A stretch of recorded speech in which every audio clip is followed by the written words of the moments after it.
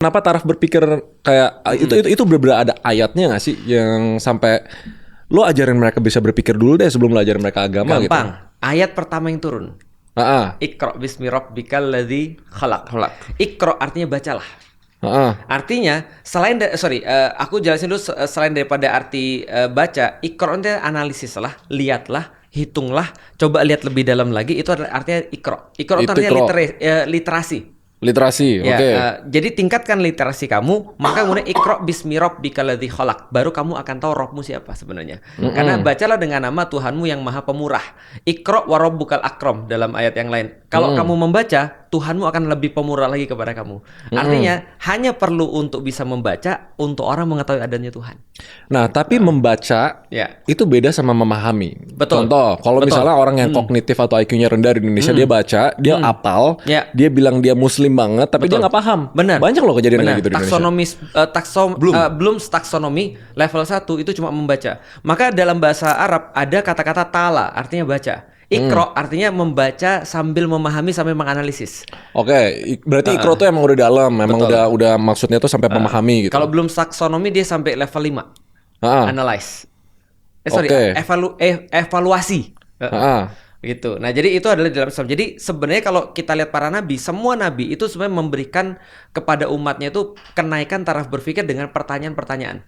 Contoh misalnya ya, Nabi kan pernah ngasih tahu kepada orang bahwa saya tidak ada beda orang kulit merah, orang kulit hitam, orang kulit putih, semuanya sama di hadapan Allah.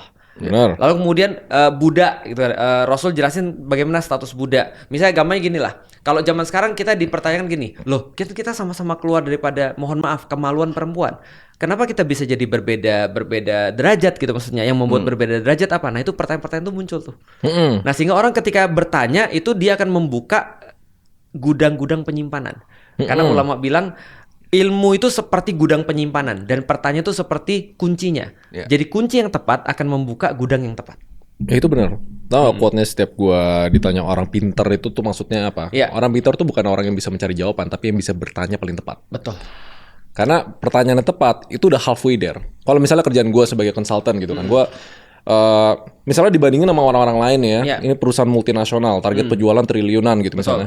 Mereka tuh yang paling impress setiap meeting sama gue tuh bukan gue bisa kasih jawaban. Gue punya jawabannya gitu, tapi gue obses cari pertanyaan yang tepat untuk sampai ini benar-benar sampai ke masalah akarnya gitu. Itu agama.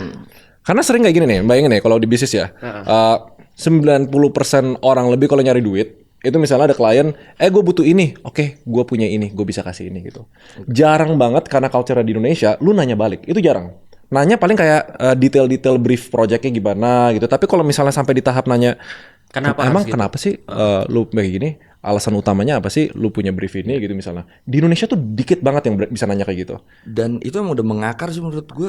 Dari kita SD coba deh. Gue gak tahu lu swasta kayaknya ya. Enggak, dia kayaknya ini dia kayaknya langsung bayar dia. Gue sekolah Kristen gue dulu. Apa? Tunas bangsa.